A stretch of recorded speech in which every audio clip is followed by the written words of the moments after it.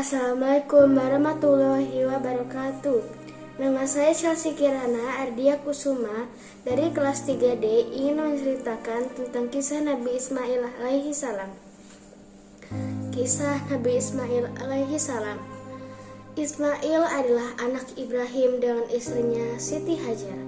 Nabi Ibrahim alaihissalam atas perintah Allah Subhanahu wa taala membawa anaknya Ismail bersama Siti Hajar keluar dari Palestina. Mereka melewati padang pasir gersang menuju lembah berbukit yang dikenal sebagai Lembah Bakah. Lembah itu kini merupakan kota suci Mekah. Di lembah yang panas dan gersang itu, Ibrahim meninggalkan Siti Hajar. Siti Hajar pun berkata, "Apakah Allah memerintahkan hal ini kepadamu, Ibrahim?" Ibrahim pun menjawab, "Iya, Hajar." Dan Siti Hajar pun berkata, "Allah tidak akan menyiapkan kami." Ibrahim pun terus pergi meninggalkan Siti Hajar dan anaknya Ismail. Ibrahim berdoa menghadapkan wajahnya ke Baitullah. "Ya Tuhan kami, sesungguhnya aku telah menempatkan sebagian keturunanku di lembah yang tidak mempunyai tanaman-tanaman di dekat rumah Engkau, Baitullah yang dihormati. Ya Tuhan kami, agar mereka mendirikan sholat, maka jadikanlah hati sebagian manusia cenderung kepada mereka, dan berilah rezeki mereka dari buah-buahan. Mudah-mudahan mereka bersyukur." Quran Surat Ibrahim ayat 37. Setelah berhari-hari di padang pasir, Siti Hajar kehabisan makanan dan minuman. Ismail kecil menangis kehausan, dan Siti Hajar meninggalkan Ismail. Siti Hajar berlari kecil di antara dua bukit, Safa dan Marwah, sebanyak 7 kali untuk mencari sumber air. Apa yang dilakukan Siti Hajar berlari kecil antara Safa dan Marwah sebanyak 7 kali ini kini menjadi salah satu rukun haji yang dilaksanakan umat Islam dengan melakukan sa'i. Setelah 7 kali bolak-balik dari bukit Safa dan Marwah, Siti Hajar mendengar perintah dari malaikat Jibril untuk kembali melihat putranya Ismail yang sedang menangis dan menghentak-hentakkan kakinya ke tanah.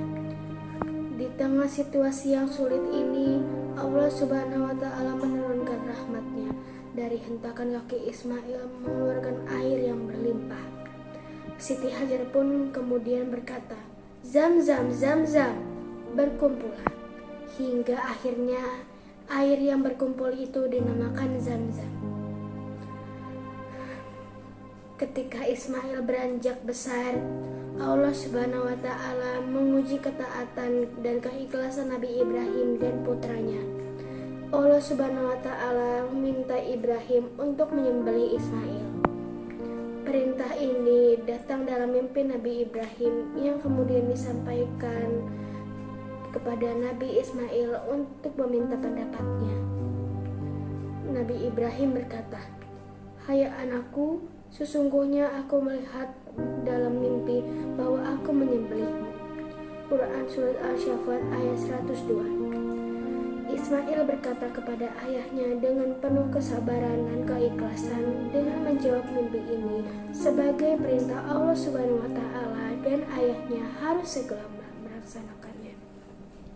"Wahai ayahku, kerjakanlah apa yang diperintahkan kepadamu. Insya Allah kamu akan mendapatiku termasuk orang-orang yang sabar." Surat Al-Shafat ayat 102. Dengan berserah diri kepada Allah Subhanahu wa taala, Nabi Ibrahim pun membaringkan Ismail di atas pelipisnya. Kemudian Nabi Ibrahim mengangkat pisaunya sebagai pelaksanaan perintah Allah Subhanahu wa taala.